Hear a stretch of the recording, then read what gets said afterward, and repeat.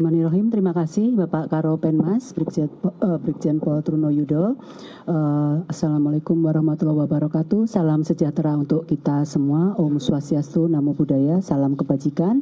Yang saya cintai dan saya banggakan, rekan-rekan media, pada sore hari ini kami ingin menyampaikan bahwa terkait dengan kasus ini, dengan berdirinya Direktorat Tindak Pidana Perlindungan Perempuan dan Anak dan Pemberantasan Perdagangan Orang, maka kami melaksanakan tugas dan fungsi sebagai pembina fungsi melalui asistensi, dan kemudian kami juga melaksanakan backup untuk mendukung penanganan kasus tindak asusila terhadap anak tersebut.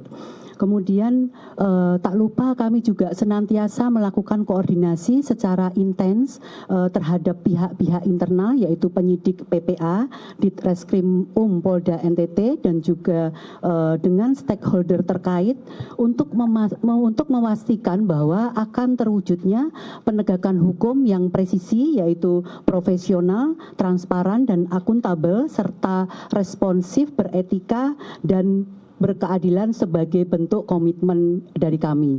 Adapun bentuk daripada komunikasi kami secara intens dengan stakeholder terkait, di sini sudah hadir dari Kemen PPA, Bapak Nahar, kemudian Ibu Ai dari KPAI, kemudian dengan Ibu Ida dari Kompolnas, dan Ibu Suryani dari Kemensos.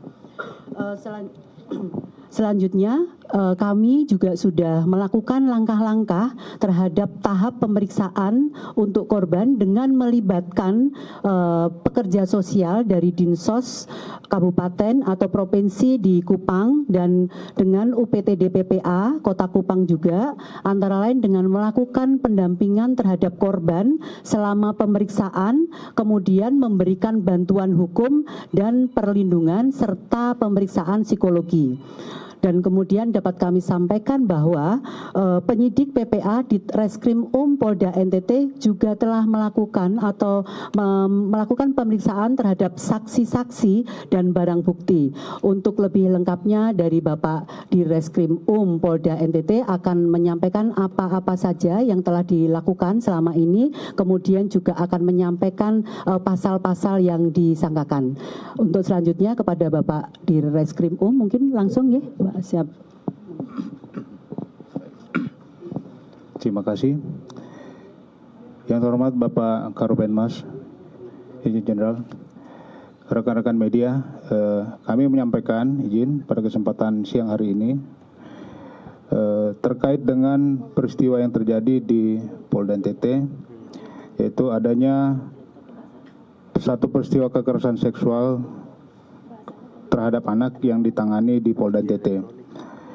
Adapun rangkaian yang bisa kami sampaikan, yang pertama, adanya informasi yang kami terima dari Divisi Hubinter pada tanggal 22 Januari 2025 yang diteruskan ke Polda NTT dan dilakukan penyelidikan dugaan kasus asusila seksual tersebut.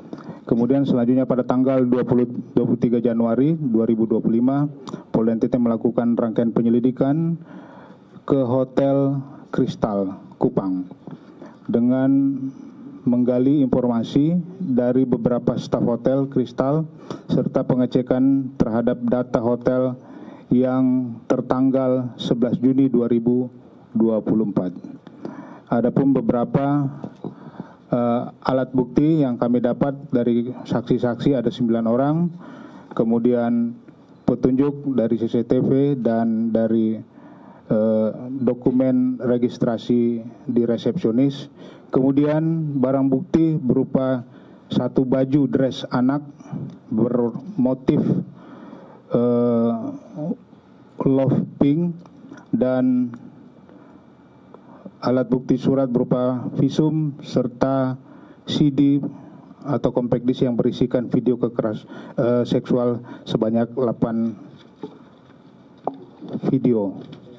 Kemudian pasal yang dipersangkakan tindak pidana kekerasan seksual sebagaimana dimaksud pada pasal 6 huruf C dan pasal 12 dan pasal 14 ayat 1 huruf A dan B, dan pasal 15 ayat 1 huruf E, G, C, dan I, Undang-Undang Nomor 12 Tahun 2012 tentang tindak pidana kekerasan seksual, dan atau pasal 45 ayat 1 junto pasal 27 ayat 1 Undang-Undang Nomor 1 Tahun 2024 tentang perubahan kedua Undang-Undang ITE junto pasal 55 dan 56 KUHP. Kemudian pasal 6 unsurnya adalah sebagai berikut. 6 huruf C, setiap orang yang menyalahgunakan kedudukan, kewenangan, kepercayaan, atau perbawa yang timbul dari tipu muslihat atau hubungan keadaan, atau memanfaatkan kerentanan, ketidaksetaraan atau ketergantungan seseorang, memaksa atau dengan penyesatan menggerakkan orang itu untuk melakukan atau membiarkan dilakukan persetubuhan atau perbuatan cabul dengannya atau dengan orang lain, dipidana dengan penjara paling lama 12 tahun dan atau pidana denda paling sedikit, paling banyak 300 juta rupiah. Pasal 12 unsurnya adalah sebagai berikut. Setiap orang dengan kekerasan atau ancaman kekerasan atau dengan menyalahgunakan kedudukan wewenang, kepercayaan, perbawa yang timbul dan dari tipu muslihat atau hubungan keadaan, kerentanan, ketidaksetaraan, ketidakberdayaan, ketergantungan seseorang, penjeratan hutang atau memberi bayaran atau manfaat dengan maksud untuk mendapatkan keuntungan, atau memanfaatkan organ tubuh seksual atau organ tubuh lain dari orang itu yang ditunjukkan terhadap keinginan seksual dengannya atau dengan orang lain, dipidana karena eksploitasi seksual dengan pidana penjara paling lama 15 tahun dan atau pidana denda paling banyak 1 miliar rupiah. Kemudian Kemudian berikut adalah pasal 14 ayat 1 huruf A dan B. Kemudian tambahan dari gelar tadi siang pasal 15 ayat 1 huruf E, G, J, dan L.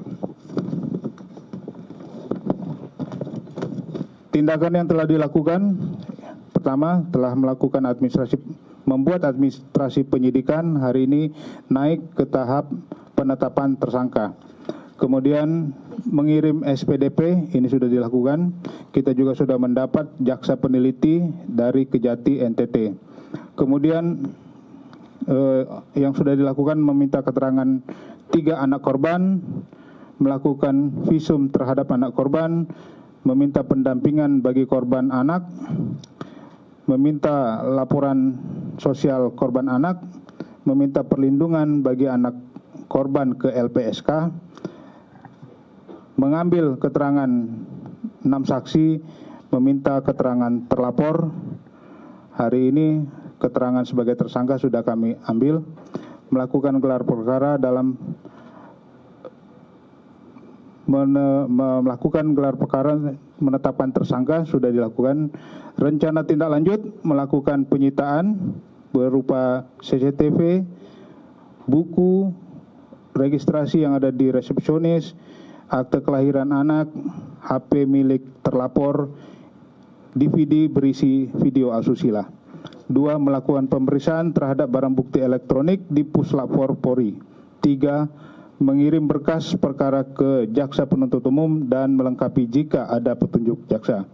Kemudian menyerahkan tersangka dan barang bukti setelah kasus dinyatakan P21. Demikian, Bapak.